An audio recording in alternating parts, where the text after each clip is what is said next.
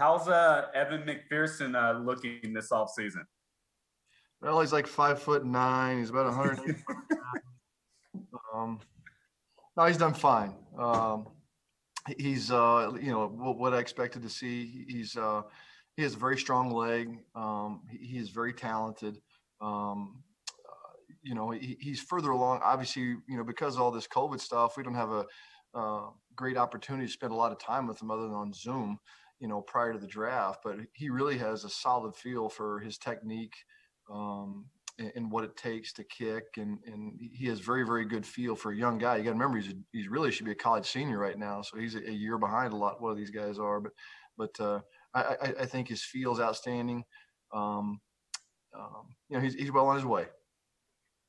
Coach, when you look at the rookies coming in, have there been any guys that have been eager to get acclimated to special teams and just kind of coming up to you saying, "Hey, Coach, I'm ready. Whatever you need me to do"?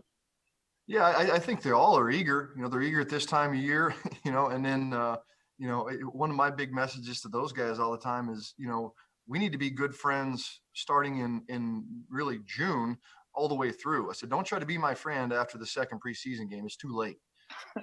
You start to realize, what it takes to make our team. When they see their chances start dwindling and falling away, then all of a sudden it becomes important to them again, to have a role in the kicking game. But no, I think these guys have been on. It's better than it was a year ago in terms of the off season, but it's still not the same as what it was. I still feel it's kind of watered down. Comparatively, it's hard for me to get a great feel for what these guys are athletically, just because we can't do a whole lot of full speed yet. And so I think what we have to do is use this time as a way for them to get used to the terminology. Some of the fundamentals that I try to implement with these guys, but it's difficult to get a great feel for them, competitively, athletically, all those things right now. I mean, that's going to come in training camp. Fortunately for us, it looks as though we're trending toward having a more normal, training camp than what we even did a year ago. Certainly, we missed out on seeing these guys perform in preseason games, so that'll be a good thing to see. But yeah, again, we're off to a good start with a lot of these young guys. We'll see how it shakes out. It's probably too late for me. It's probably too late for me to be your friend. But if I could ask you a question about, I was done a long time ago. So. Okay, you've got a lot of experience in this thing. This has been a very odd off season. What is your take, the long view take on the team, getting everybody here, getting everybody in the flow? I mean, it's really odd. The players and the coaches work together to make that happen. Where do you think this locker room is as far as, coming together and what happened in these 10 practices? I think when you look at it, though, really, we're a lot further along than most. When you look at some of what these other teams have done or really haven't done up to this point, I think we're a lot further along. I feel good about us that way. I think the desire, I mean, these guys understand, where they're at and where we're at as a team. And we can't afford to miss a lot of days. I mean, we need all the work we can get in. Yet at the same time, we got to be smart. We don't want to get guys injured, out there practicing. I get that. I think, it was a very difficult time a year ago going into training camp when we really had no knowledge of where these guys were physically. I mean, how much running they've been doing. Were they really in shape to play football, not play football? We've got a better feel for that now. It's still not where it was at one point, a couple of years ago. 2019, let's say, for instance, or even before that. But I think our guys are in a good place mentally. I think they understand that when training camp comes, when July rolls around here, it's time to lace them up and it's time to go. I mean, it's go time. There is no more holding back then. Coach, what's your philosophy on installation? Lou said that he's thrown quite a bit at the guys, and see what kind of retention they have when they come back, and there'd be hopefully one step ahead, not have to be at square one. What's your philosophy? Do you throw a whole bunch at them, or do you take it in slower stages? What do you do in these camps? Well, I think it depends a little bit on where you're at, who I'm dealing with. Right.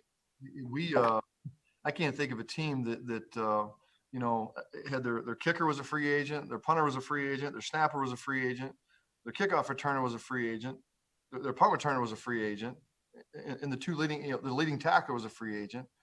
And fortunately, I think our people upstairs did a good job of getting really the core nucleus of all those guys back, which was fantastic. But still, I think that you can't spring too much on some of these young guys. Some of the veteran guys are ready for more. I joke around that, Jordan Evans sits up in the front of the room at all the meetings, and he's heard this solid protection meeting on punt for probably about 15 times. And so it's not like he needs that. But the guy sitting in the back row, the guy who's sitting in that meeting for the first time, certainly needs it. There are varying levels of knowledge and understanding, I think, in the room. So I don't throw a lot at them to answer your question right now at this point. That will pick up rapidly, once training camp hits, because, I'm trying to get these guys ready to play preseason games and ultimately the opener against the Vikings. But that will certainly ramp up. But I think you put the core, just the basic knowledge stuff, because our game is still, regardless, I get it, it's still football, but our rules are so much different than what some of them are in college football that, some of that takes, some getting accustomed to. Plus, a lot of these guys haven't played, significantly on special teams in a bit. So I think just getting the core of what we do is important right now. Darrin, with that in mind, I mean, the rules have changed so much in the kicking game in the last 5 years. It seems like every single year there's been some tweak made to the special teams, to kicking especially. I'm curious, from your point of view, if you've caught up with everything now, and now you can settle into a rhythm of how you want to coach these guys up with regard to the new rules in the kicking game. Yeah, I feel like I've caught up. I feel like, for me, fortunately, I've been part of a couple of these committees that have come up with some of these changes. So I feel like I've kind of been out in front of a lot of them, with having knowledge of what the league is looking for, in terms of player safety, whether in terms of, trying to do things just to make the game better, from their standpoint. So I feel that our guys are in a good place. I feel like we're out in front of that, stuff quite a bit. Really the only substantial rule change, it's not really substantial. The only real rule change this year is the league wants to see the onside kick be a little bit more successful than what it was.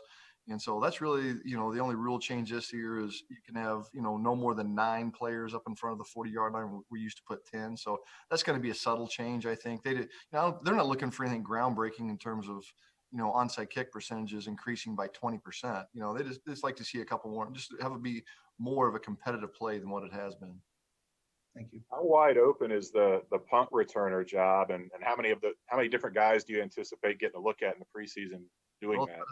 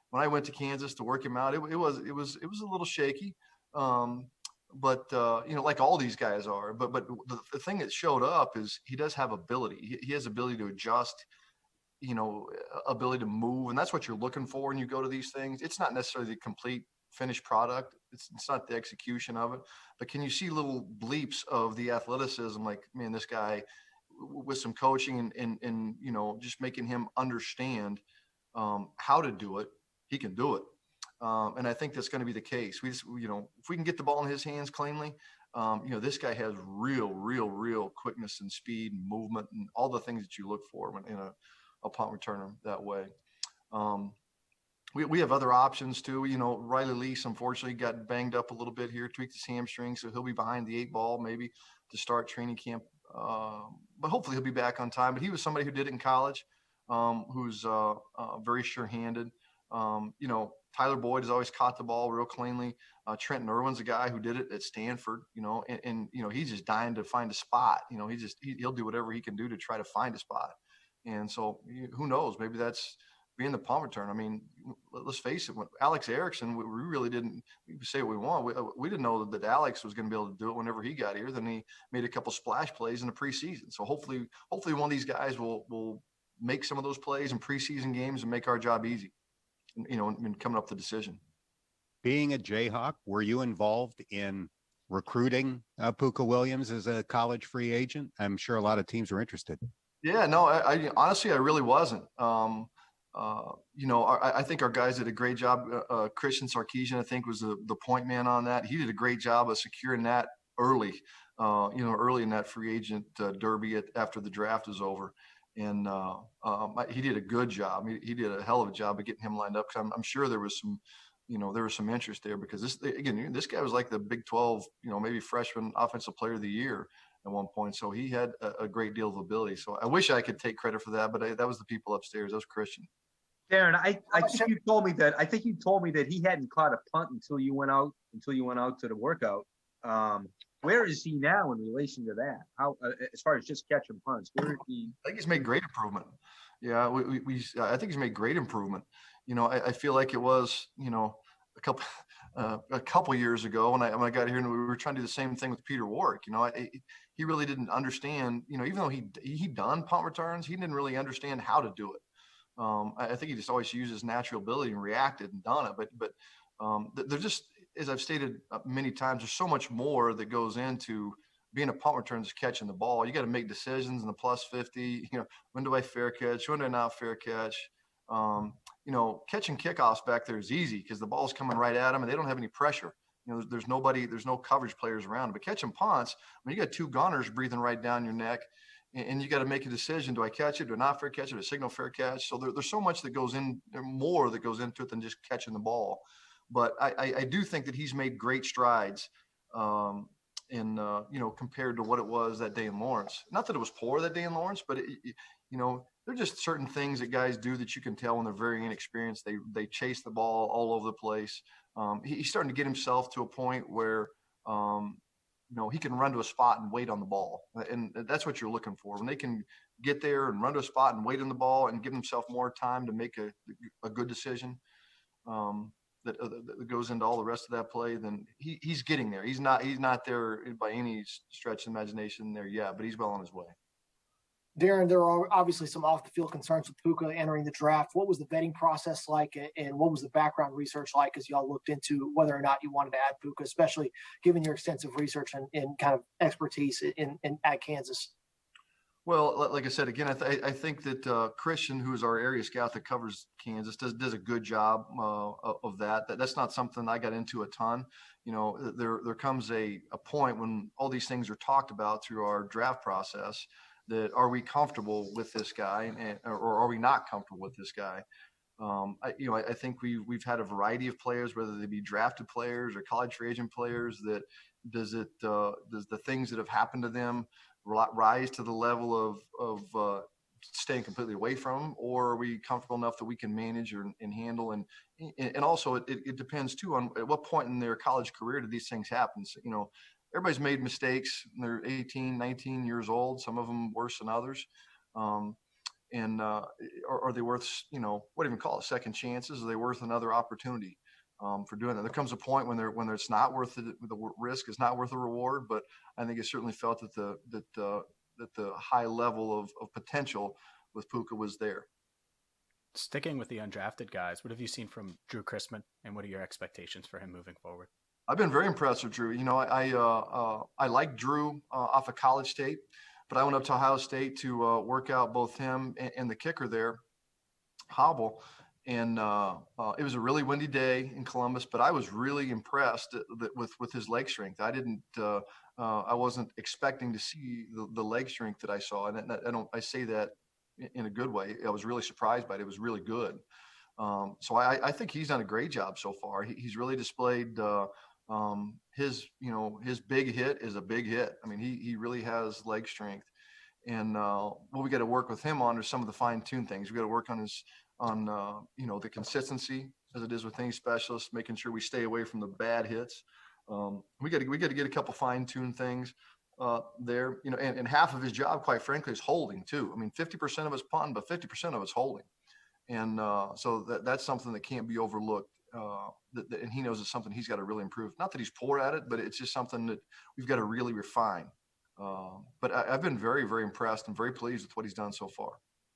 Coach, during the course of your career, there's probably been a lot of instances, not everybody plays special teams, but there's been a lot of instances where it comes down to, a couple of players. And how often is it special teams is the tiebreaker? How often are you involved in that, saying, I'm for this guy, not that guy, because this guy can give me more snaps on special teams? Well, I'd like to think it's a lot. I mean, that's really when you're talking about everybody wants to talk about the 53-man roster, and the 53-man roster is great, but the most important roster to me is the 46-man roster on game day. Right. Who are the two backup safeties? Not necessarily the fifth safety, but who are the two backup safety? Who are the fourth and fifth corners? I mean, who are the fourth and fifth linebackers?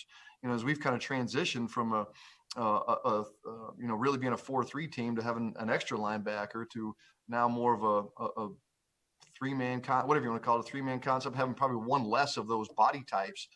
That I would like to think that should definitely be the tiebreaker. That's when you're building the bottom half of the roster, those are the guys who are four-phase starters, and it better be big-time contributors for you on special teams. And that's how you play winning.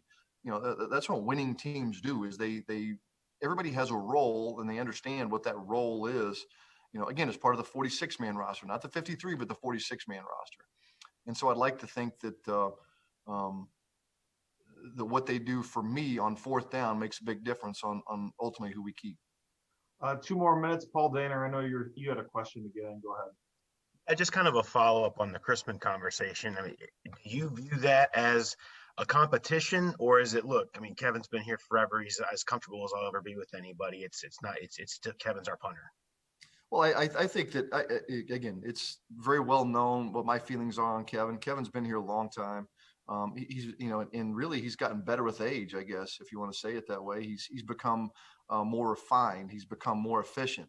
So I'm very comfortable. If Kevin's our punter and we open up against the Redskins, the Vikings, I'm very comfortable with that. I also think the competition brings out the best in everybody, though, and we'll see how that plays out. The one thing that I learned probably through the pandemic, a year ago, and not having OTAs, is Kevin punted better during the season. I think he was fresher during the season, probably from punting less in the off season.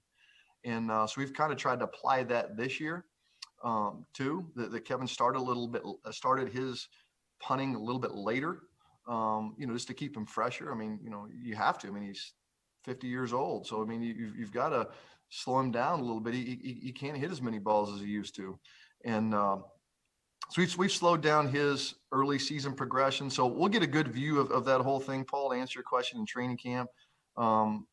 Competition brings out the best. And I will tell you that I was very impressed. Drew did a good job, punting in the limited number of days we've had here. But again, like I said, half of their job is holding too, man. We got to score points. That's how you win games. You got to score more points than the opponent. And if holding factors into it, that could factor into it too. Yeah, Evan said he's never lined up to attempt a game-winning kick. Is there anything you can do in training camp to try to simulate that type of pressure? Well, I think that maybe he's skipping out on the LSU game this year, I guess. But yeah, I mean, we can try to apply as much pressure as we can or simulate games as best we can in practice. But quite frankly, in the end, there's nothing like when they're out there with the crowd and they really know the game's on the line. We'll do a variety of things. We'll try to ice him in Austin in preseason games. We'll do things to try to distract him. We'll have guys breathing. We'll have guys yelling at him. Really all you're trying to do is break concentration. I think one of the biggest things that a specialist or a kicker needs to be able to do in situations like that is control their heart rate and control their breathing, control their blood pressure. I talked about that with those guys. today or yesterday, I guess it was, my experiences with, with Shane, with Mike, and the kickers we've had here, and the differences between the two of them or the three of them, whatever it's been, that, how they're able to control their breathing, control their heart rate. And I think Evan does a really good job of that. He's very, very even keeled. I think he's super competitive, but I think he's very even keeled. I really believe that he's not going to get too high with the highs or too low with the lows. I think he's going to be pretty steady. And that was something that kind of drew me to him in this process, is how even keeled he really was. One last question. Do you have Darius Phillips? Is Darius Phillips still in the mix for you in the return game at all? Absolutely. It's just unfortunate for him as he's gotten dinged up, and that's a good point. I failed to mention him when we talked about the punt return job, and that's my fault. But he didn't practice, and probably that's, I hate to say it, but it is some bit of that way. It's kind of out of sight, out of mind. But it's not that way. And that's a hindsight on my part that I failed to mention him, but he should have been, he'll figure right in the mix of that punt return job too. Because he is certainly somebody who has game breaking ability. So I apologize for that. But yes, he does figure into that too, Paul.